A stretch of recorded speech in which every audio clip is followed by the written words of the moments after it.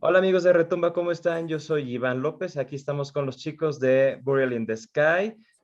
Vamos a empezar con nuestras preguntas sobre su nuevo disco. Hey guys, how you doing? What's up, man? How are you? Doing really good. Hello. Hi guys. Well, it's such a good thing to having you here. And we're going to start with the first questions for everyone. And well, so guys, if someone can tell me this, what was the creative process for the elaboration of this particular album?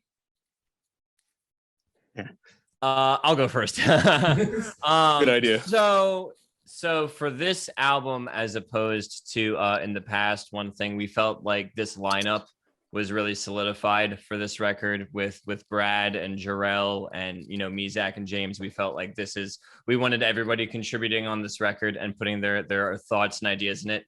So over the course of several months, I would say even maybe like a year, we were all just writing and coming up with ideas and keeping things down. And then we came together and we threw together all the ideas, and we had like 20 odd some songs, like just some riffs, some lyrics, some concepts, some ideas. And from there, we like weeded out what we liked and what we didn't like. Oh, let's use this part over here. And then as the songs were like kind of coming to life and taking shape, and the songs that we were keeping were taking form, then everybody would start adding even more details. Like Zach would be like, oh, I want to put saxophone here. I think this would be really good.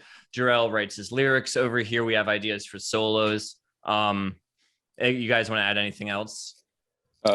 Don't forget that whole synth section that we kind of added in after getting your drum tracks back. I forget. The one at the end. Yeah. I think it's in Mountains 1 or 2. And we have that little break section, and we added that whole synth in there. Yeah, you're right. There were a lot of like, as things were coming back, it was like, ooh, let's do this. Yeah, and that was during recording drums and vocals. Amazing. Actually, that second act, well, though that act of 2 parts, Mountain, is like my favorite part of the album, gotta say. James is really happy right now. Yeah. I mean, it's amazing. The whole album is amazing, guys. But well, before I going crazy talking stuff about the album, because spoiler alert, it's going to be out on August, we're going to follow up with the next question, okay? Sounds good. Okay, so guys, look, your career is very short, right? But you have managed to have certain presence in the genre, even with the different musical changes that each of your albums has had, right?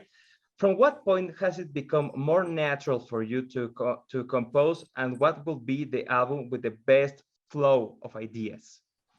Whoa, that's a sick question. Zach, you want to go? Zach, Interesting. Okay, sorry, guys. No. That's a good one. I like that question. Yeah, I mean, granted, any band, like, as you listen to like the albums, you would hope that it kind of follows suit of like the growing pains, whatever they might be, the triumphs of like how we can write as a band. I want to say out of all of the albums that this one cohesively is the best so far. Mm-hmm.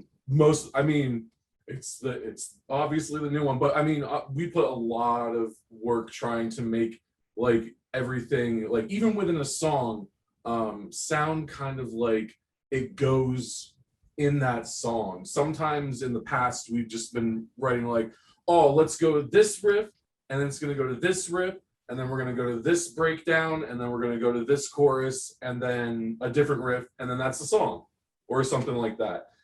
So this one, we were like, okay, we're going to go back to that riff that we played before to kind of like create more of like, oh, this is like that song, like that's that part from this song by Burial in the Sky, versus like if you got dropped into like maybe one of our older songs, you might be able to recognize it, but probably not as distinguishable as some of the parts that we have in the new material for sure. Okay. Anyone has something else to add here? As far as cohesive, it's all, well, I don't know if we're actually allowed to say that part of the story. Mm. Oh. Ooh, well, Mm. actually, that's a kind of a question in this little interview that we're going to have. So we're going to do it later, right, guys? Okay. Sounds good. Sweet. Okay, now can you tell me what place does your new album take on your discography, within your discography? Oh, like how would I rank it above anything else? This is miles above. Yeah. Eternities above. We're only looking forward with this one. Not that Yeah. we hate creatio or persistence or serpents or anything like that. Mhm. This is just like, I think kind of like Zach was saying, this is firmly Burial in the Sky. This is a Burial in the Sky album. Okay. Out of anything that I've done in any band, this is this is definitely the top. Gotta say, I have to be completely honest with you. I felt some differences between your past album and this new one, but that's for our next question. And it's going to be a little long, but bear with me, okay? So, I don't know how much you are related to Sorry, Rivers of Nile. And it seems to me that Creatio et Hominus was unfairly overshadowed due to the release of that last album, to be honest. So I have theories to this new album sounds a lot like Where Owls Know My Name. Did you take any basis from that album to create this new one? Zach, you want to go first? Yeah. So I like that people are comparing us to Rivers. I mean, they're obviously, the guys in Rivers are phenomenal writers and musicians, and really really putting in the work to stand out and gain favor within the metal community and the death metal community. I think when Creatio released alongside Owls, I don't think it was necessarily overshadowed.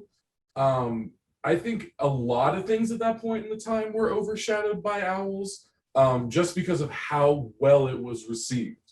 I think actually it was better for us that we released at that same time, because I played sax on Owls and I played sax and bass and Burial in the Sky. So people were like, oh, let's check that out. So I think that's like kind of with that last release in Creatio, that kind of I don't want to say like did us a favor, but it really like brought some attention to us that maybe like people who hadn't heard of us might have heard of us that way, and really kind of people listening to us or maybe gone out to a show because they're like, oh, like the connection with Rivers or something like that, kind of are waiting for this next release. As far as this release sounding like Owls, I mean, a lot of I don't want to sound like I'm saying anything, but I mean, Owls has just become kind of like almost kind of like a pillar of like this era of death metal, almost like the progressive death metal stuff. So a lot of things that people hear are more commonly used practices just in heavy metal in general that we're kind of like adapting and using for our new album, like the blast beats, like all the clean singing that we have on the album. I mean, that seems to, I mean, Rivers kind of like started to popularize that a little bit more with their album and kind of made it a little bit more like, oh, like this is okay now. But this is okay now. Yeah, but it's we're allowed to do this. Yeah, I feel like a lot of metal in general, though, that has clean vocals, like the heavy blast beats going back and forth between the two, the softer sections, and like a saxophone will probably be related to Where Owls Know My Name for the next like 5-ish years, 10 years, maybe. Forever, maybe. I don't know. Like, but I'm confident in I'm confident that what we're doing is different enough from Owls that people won't say this is like Burial in the Sky, Zach's like Rivers 2.0. We're trying to do exactly what they did because Zach's here. Like we're doing our own thing. It's great that we're getting drawn parallels to Rivers, but our album is certainly, I feel, a lot different than what Rivers feel is in their music. Okay. Well, sorry, I didn't mean to say that Boreal Creator was overshadowed, but here in Mexico, Rivers of Nile became like the most amazing thing on 2018, I think. That's so sick. But when I was like, hey, I mean, yeah, Rivers is a great band that Where Owls Know My Name is a great album. But have you heard Boreal in the Sky? And there many people, they were like, nah, I mean, come on, who are those guys? But I was like, the same sax guy, more atmospheric, more feel, a little bit more like a feeling beneath the instruments. And they were like, nah, we don't know them. And I was like, why? Come on. Well, I mean, in comparison, like they released under a pretty big label, and Creacio was really only kind of released by us. Yeah, us. Yeah. Yeah, it was just us. It was self-released, and it was more. We took our time with this record. Yeah, definitely. We pushed Creacio out. And that was definitely a hindsight thought. We went into this new one thinking, like, we don't want to pump this out. Like, let's make it right. Let's be happy with it. Let's go through it and take our time and be proud of it. I mean, both albums, actually, all the Boreal and Sky albums are amazing, at least for me, gotta say. Thanks, man. Thank you. But Creation has this special place in my heart because I really like the atmospheric stuff, and I feel that album is more atmospheric than this new one. This new one, The Consumed Self, has this atmospheric parts on it, but the previous one was like a psychedelic, trippy thingy, amazing. And this new one, actually, yeah, it feels like more like I don't know, more with adrenaline, with a little bit more like a punch. The clean singing was like a whole thing. I was like, damn, this thing is cool. Yeah. Again, actually. James is stoked right now. Yeah, James is really pumped about that. All right, guys. Well, can you tell me what was the goal here on the album Consumed Self? Like the biggest thing that you ever done, or what was the objective on this new album?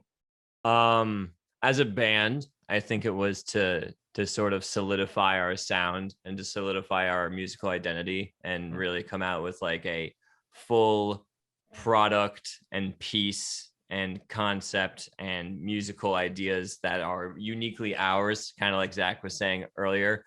But I know on a personal note, for the album, I like, as far as my drumming, I was really pushing myself to like play the best that I could, write the best that I could, and perform the best that I could. And I think everybody in the band kind of took that approach to this album, like with their own personal instruments. Like, we're gonna rip it apart, we're gonna practice, we're gonna make sure we know it all, like hold ourselves to a higher standard and like hold each other to a higher standard. And like we definitely like argued with each other writing this album, but it was because we were all pushing each other like a whole lot to perform to the best of each other's ability, being like, I know you can do better, do it again, I know you can do it better, play it better. Like, and I think that we like kicking and screaming dragged the best out of each other, and it's all out on the album, and I think people will recognize that. It's definitely on the album. No, yeah, actually, it felt like a more, I don't know how to say this. Sorry, English is not my primal tongue, but you're killing it. You're good. No, thank you, guys. But it actually feels like a step, yeah, like a upper step, a step beyond that you the things that you've done before. I told you, Creation has a special part on my heart, but this new album, it really kicks. It really kicks.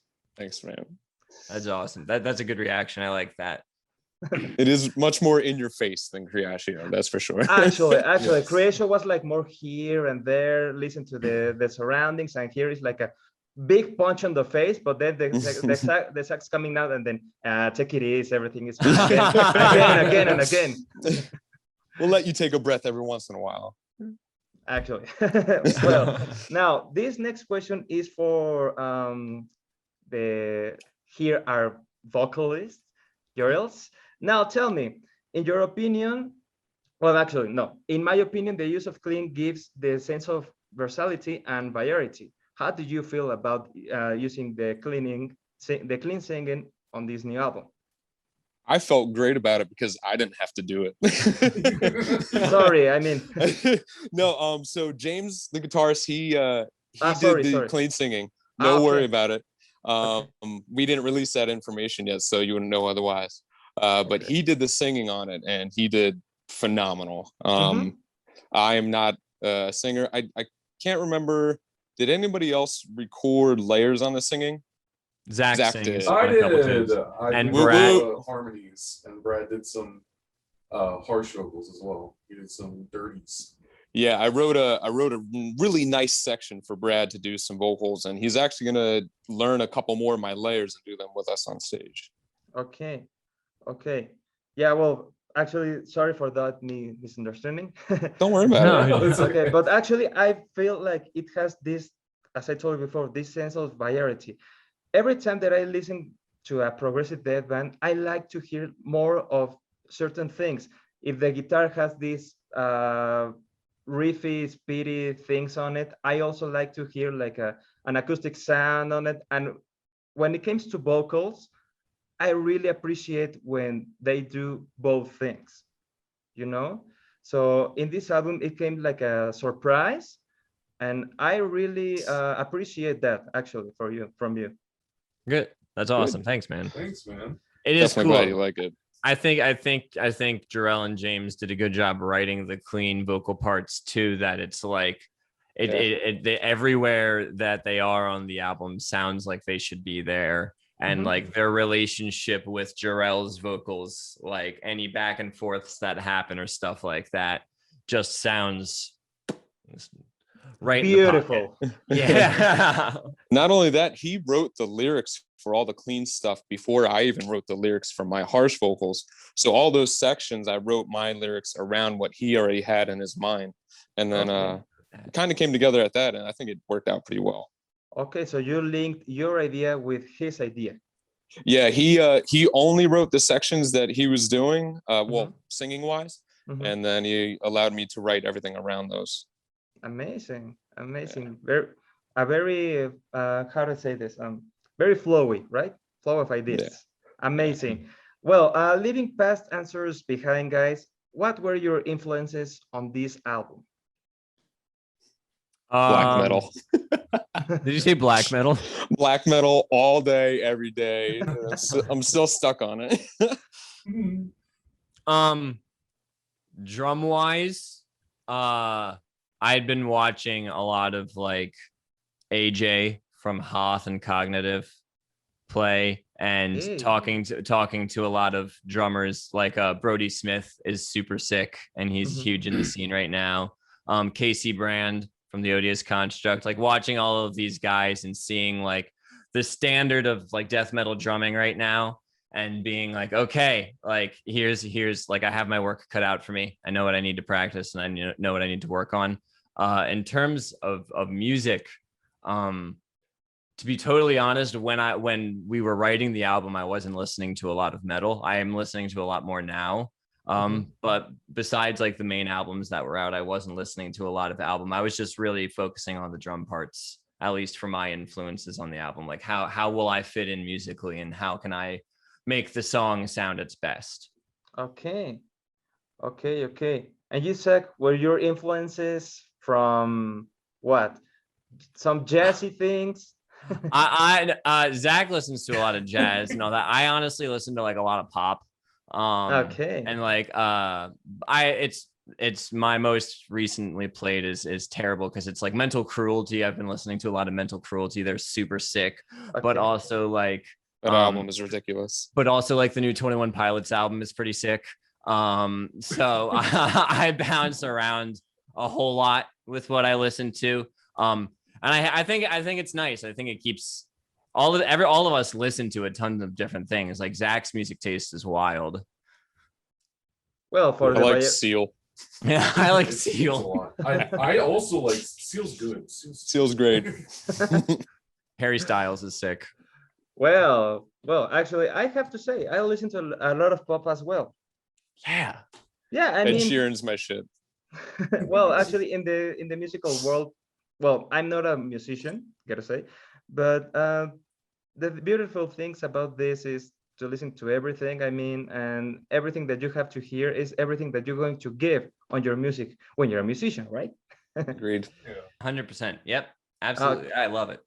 Okay, now let me go to the next question. Okay, now, how do you position yourself within metal? If you have to call yourself with a specific name within this territory, which one would it be? Jorel. Man. You want me to take this one? Yeah. Man, genres and all the subgenres. I guess the best place for us to be is progressive death metal. Okay. I think now there was definitely a time where all the things that encompass it now were not allowed, you know, like clean singing. You didn't have like progressive. Yeah, all that shit was gone. But nowadays, I think there's a little bit more leniency within the genres with these people and how they like to stick to genres. But I would say progressive death metal. Okay, yeah, that will be on the genre, right? But if you have to give you like a specific name, like I don't know, like a River of Nile Killer, I don't know, something like that, the sexiest guys on progressive death metal. I like this question more. You take it. You take it. Confused group of idiots. Come on, guys. No. I'm gonna tell Brody that. Fistful of assholes. No. Did you say fistful? Sorry. Rubber baby boogie bumpers. No. Psychedelic journey through the cosmos, only to come and down to earth and get you. We're gonna get you. I don't know. I'm glad you guys took that one. Yeah. I'm not. Well, so it's going to be like that, right? The sexiest guys on progressive death metal, right? Yep. That's right. Amazing. The sexiest guys. The Well, that will be the name I will give you, actually. But I will think the audience will, after listening to this new album, it will be like that. Yeah, I mean, Yvan is right. Now, can you tell me a little bit more about the new single that you just released, An Orphan City?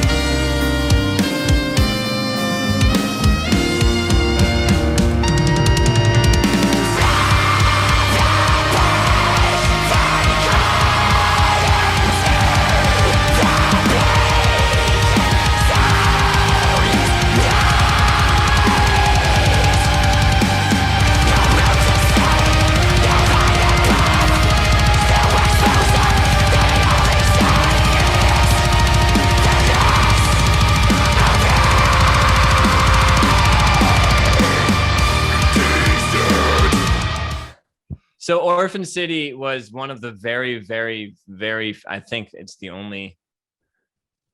maybe the only song on the album that when we had the pool of songs in the beginning of the writing, that we were like, that one in its entirety, beginning to end. I think James added like a couple measures in the middle, that really cool open chordy black metal section in the middle. I think James added that, but that song was an idea I wrote. Actually, I think it's in 2016. That first like I wrote that first riff back in like, so I was a guitarist before I was a drummer. So I write a lot of guitar parts on the album too. I didn't record them on the album, but I write a lot with James and Brad. So that riff in Orphan City was a riff that I wrote back in 2016. And then everybody just started adding stuff. And I had no idea what the vocals were going to be like in that album. Like I had known the drum parts pretty much since day one, since I wrote it. So it was cool to watch everybody pour in on top of it and watch it become like an even bigger project and an even bigger idea. And Zach was like, I'm playing over this. And I was like, sick, do it. Like, do it 100%. And recording saxophone for this album was awesome because Zach and I lived like 2 streets away from each other during the recording of the album, and we recorded sax at my apartment. So it was just like coming back and forth, playing ideas. What do you like? What don't you like? It was really relaxed recording all of that stuff. And then we got to shoot a super awesome music video with my dad, which was awesome. Shout outs to my dad. I love my dad. He's a badass. I also love your dad. He's the greatest dude. He did work for Angel Vivaldi. If you know, he's a solo guitarist. My dad did his early music videos. And I was just like, please, can you do this for us? And we drove up into the middle of nowhere in Pennsylvania by a windmill. And like people were like driving ATVs around us and stuff. There was at least 30 different groups of people, and within those groups of people, maybe 10 to 20 people. And they stopped about every 20 minutes while we were filming the video. And some of them just took audience and just sat there, or they parked the trucks and then they walked back. we have a lot of outtakes from the videos of like us, like, you know, playing and all of us like performing and stuff, and then like a truck drives playing. Yeah, right. But I really love how much you guys love the song in terms of the other guys in Burial in the Sky. It was really cool that like I pitched it to them. Hanger right out of the gate. And they were like, woo, like, okay, let's do it. And all the like, my personal favorite part of Orphan City is either the won't stops, which people are now making a joke, the what's up. The what's up. When Jorel does that repeated scream, people like to make fun of that. But I like Zach's bass part during the sax solo, like not to take away from the sax solo, but that do do do do is like the most persuasive sound of saxophone on the album, I have to say. Oh, you think so? Well, it sounds like a very romantic stuff beneath the progressive death metal genre, and it feels like, damn. I mean, like I think I'm going to lay down. I don't know. yeah, actually. Zach is and then as soon as you get comfortable, we shake you out of bed. Yeah, and another punch. Yeah, with that ending. That ending is really fun too. That big open ethereal ending. I've never got to sing over saxophone like that, and that is my favorite part of that song. Having those highs and the sax together, it's something completely different than I experienced before. Some really good contrast, actually. Yeah. Thanks, man. Well, now let's go to the next question. Well, are there any reasons why your logo has changed to something more brutal? It seems to me that you have already made like your decision regarding to your musical path within the aesthetic of your on your logo. Going into Burial in the first place was I wanted to be clearer on my enunciation of vocals. Before, my main drive was, all right, I just want to be brutal and low. You know, I don't really care about if people know what I'm saying. I just want to sound dirty and gross. Okay. But doing this album and with the respected musicians that I'm with, I wanted to make sure that as much as I could got across. And it kind of just came, the style of vocals came naturally with trying to enunciate better. Okay. Yeah. Okay, so that musical change actually felt within the change of the logo. Like, we're going to be more brutal. Here's your new logo. Yeah. Ah, yes. I also think that like some of like Zach and Jorel and like on occasion myself, like and James, all of us pretty much are like slam too. We like to listen to like slam bands sometimes. So there's times that we're writing a song. Hell yeah. Taking it back to 06. And like, why not? You know what I mean? Like when we're writing songs, we're like, You know what would be sick right here if Jorel just gurgled for like 10 seconds. Yeah, there was actually a couple times in going into doing the actual like guttural vocals. Okay. James gave me the worst stink eye I've ever seen in my life. There was a little bit of fighting I had to do to get some of the more brutal gutturals in there. Really? Oh yeah. But afterwards, and after he heard how everything really set in the track itself, thankfully he liked it. He liked it a lot, and I think they really. You were talking about contrast before. I mean, we go from clean singing to brutal slam guttural, and it's completely unexpected, and that's how it should be. Well, that's some answer, guys. Well, actually, yeah, it felt like a really slammy part on the consumed self. That's another thing that I want to discuss. It felt like, yeah, like the influences that you have on drumming as well. It felt like something that I already heard on slamming, brutal, death metal, deathcore, and that you tell me that yeah, your influences on drumming were actually from technical death metal, right? Yeah, so I've been taking lessons recently on drums and stuff, but I started playing with Burn the Empire with Zach back in like 2015 2016, something like that. And then with this one I just wanted to compliment what the parts were. Like a lot of those slam parts and like really heavy sections were not my ideas. They would just come out and I would be like, hell yeah, like I'm slamming the ride bill to this part. Like that of course that's what I'm doing. Why would I do it any other way? Open those symbols up. Admittedly so I just like to play blast beats, so I just every excuse I can I like to play blast beats on the record. But I just wanted James and Zach and Brad and Jorel do really good jobs writing parts where I don't have to like guess what the drum part's going to be. It's kind of like, oh, I know what I should play over this. Okay. Like Very natural. Yeah. There's very few times that like sometimes James and Zach will be like, hey, I want you to play this. Like, I want you to play like this kind of idea over this part. And they give me an umbrella term. But one thing that's awesome is 99% of the time is they're just like, here are the guitar parts, write drum parts. Okay. And then I'm like, okay, great. And then I come back with it and they're like, sick. And then that's where we go from there. I don't think do we have breakdowns on this record? Not really. Not really, no. Just those like two more kind of slammy sections in in that one song on the record that's not out yeah yet. But as far as a breakdown, no. Yeah, but that would pretty writing drum parts was pretty fun. And we have to this record we also physically wrote down all the music, which was for the first time we have done that. Like Creatio was just audio files sending back and forth, but Zach, myself, and Brad worked and we like tabbed out, and there's guitar profiles for every instrument's part for the entire record.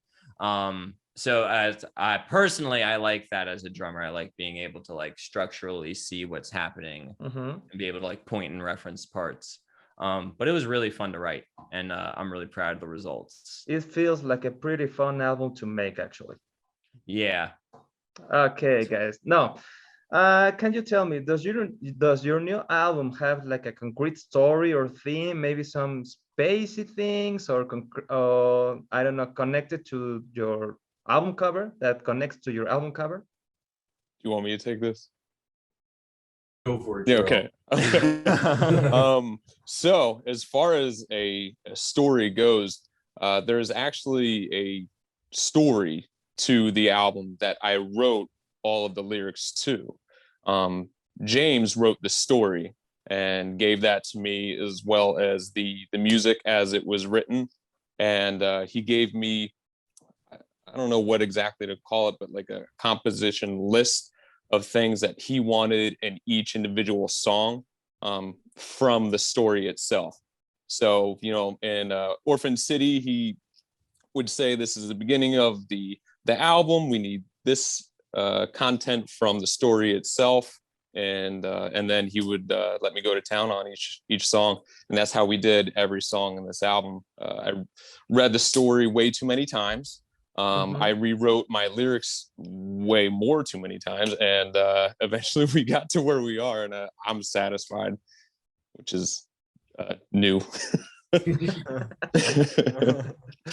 It's a satisfying album. I mean, for me, it's going to be at least for the within progressive death metal, like an album of the year.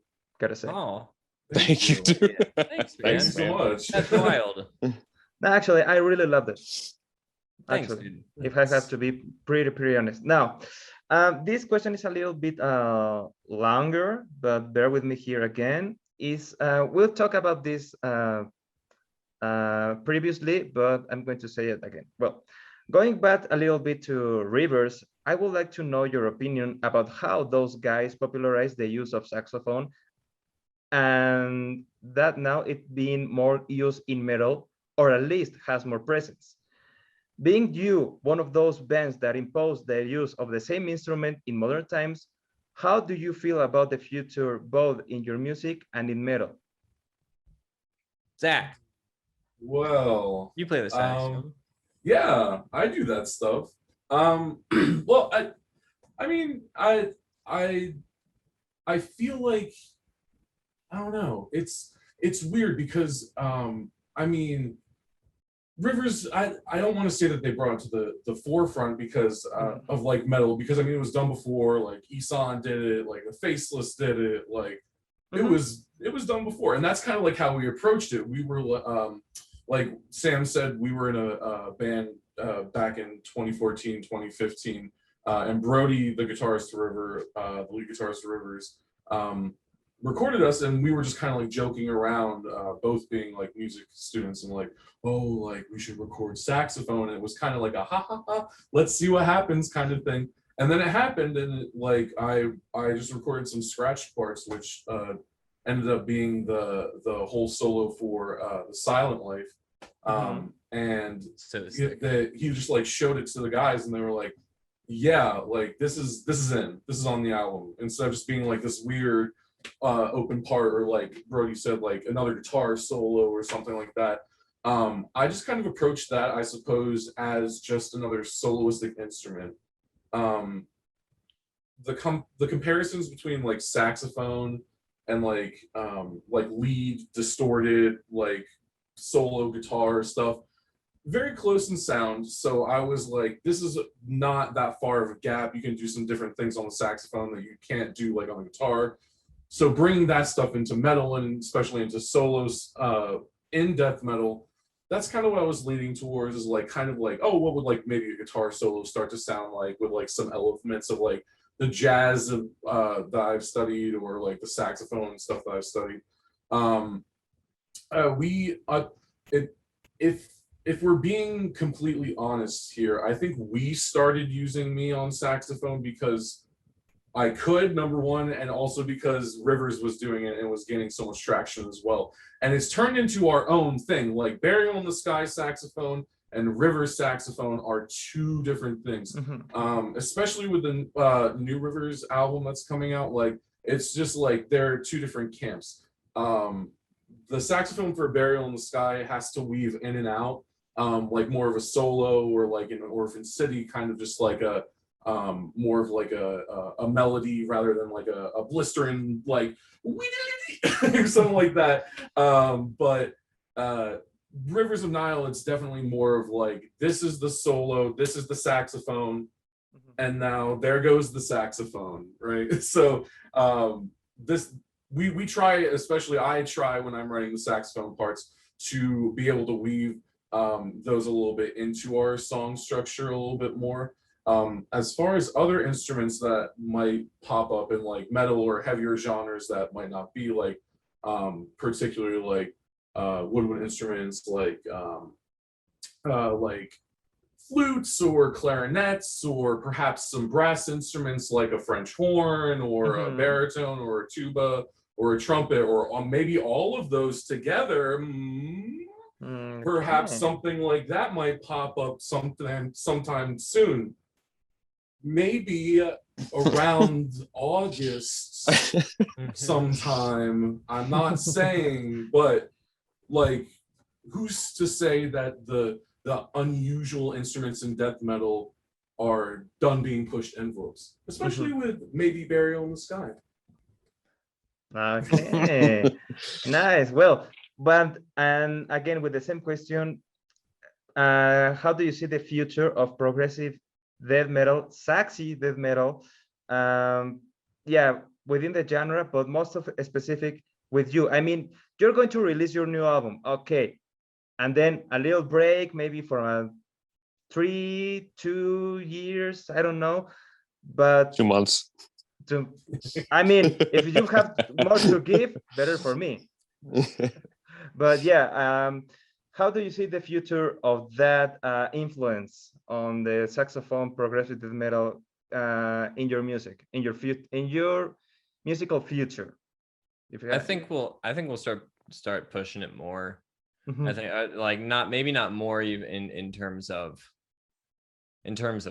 length maybe, but more in terms of what can we do with it, like incorporation. Yeah, like the saxophone can make a lot of sounds, so there's a lot you can do with it. Like if you check out Moonhooch, there's a 2-person band called 3-person band called Moonhooch, and you listen to it and you're like, that's a saxophone.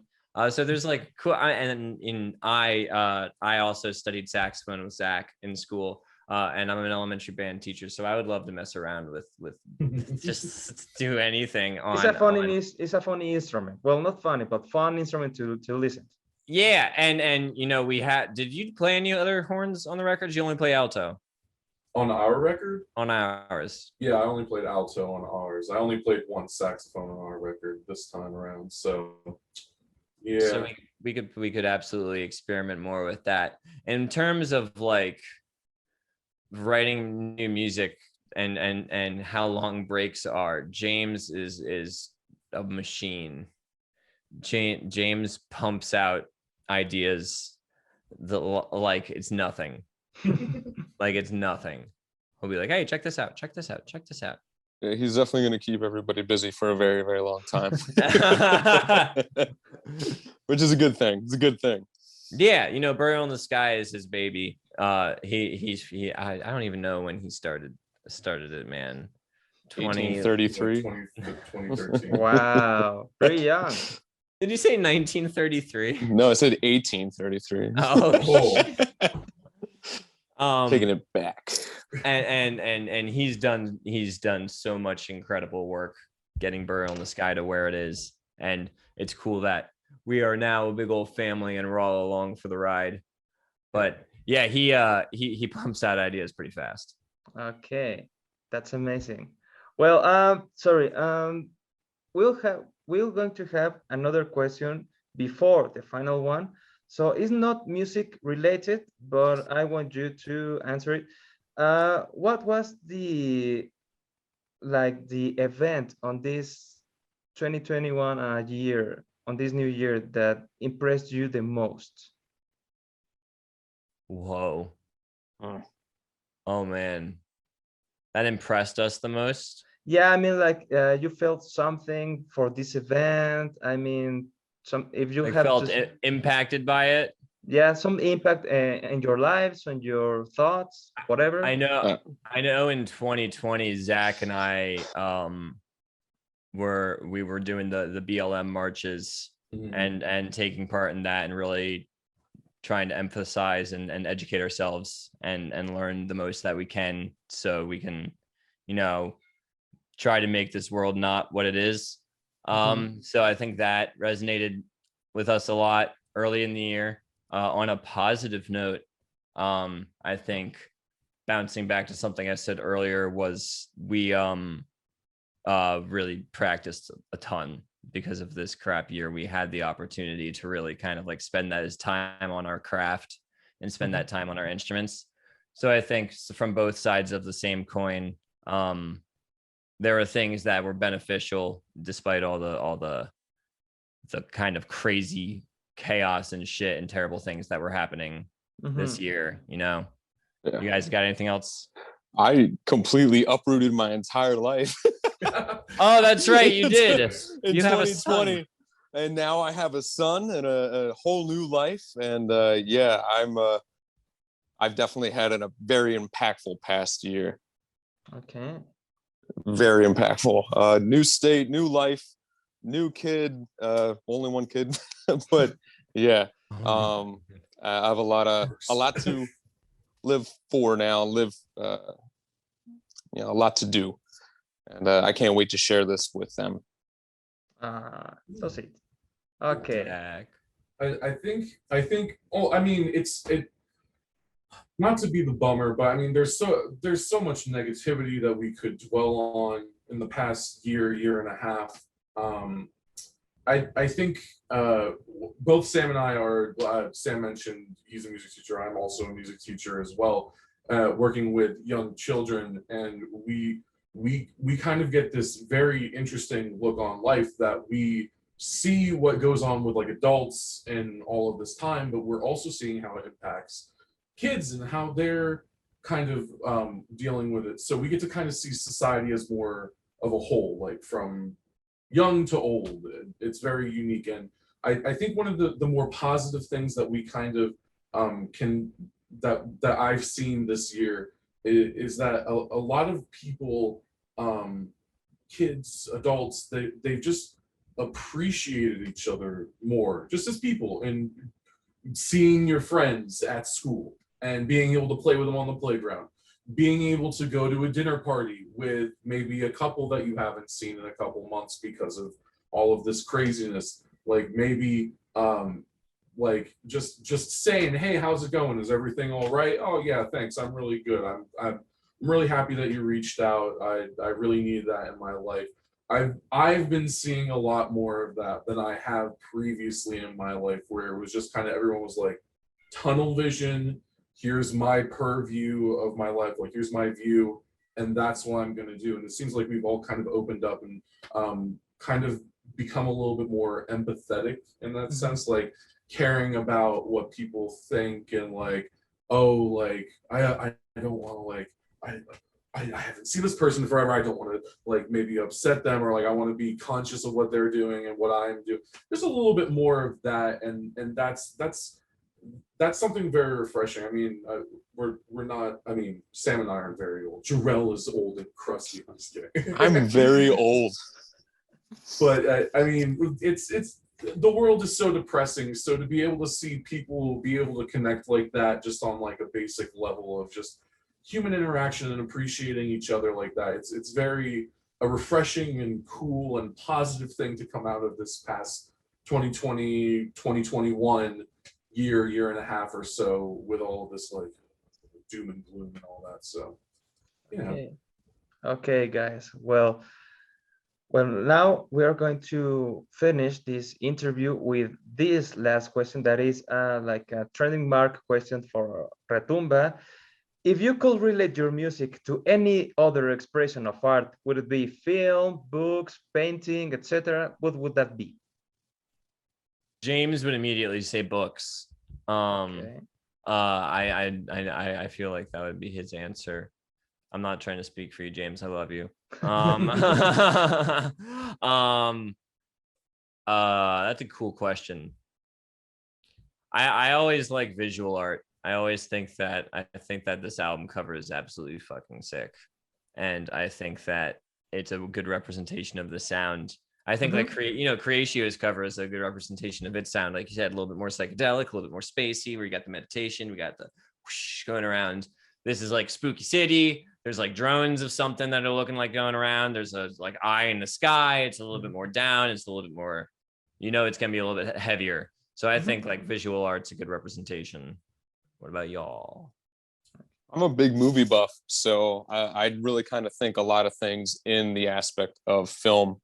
And I mean, if you really look at it, like I said before, this is all of the lyrics are written from a complete story.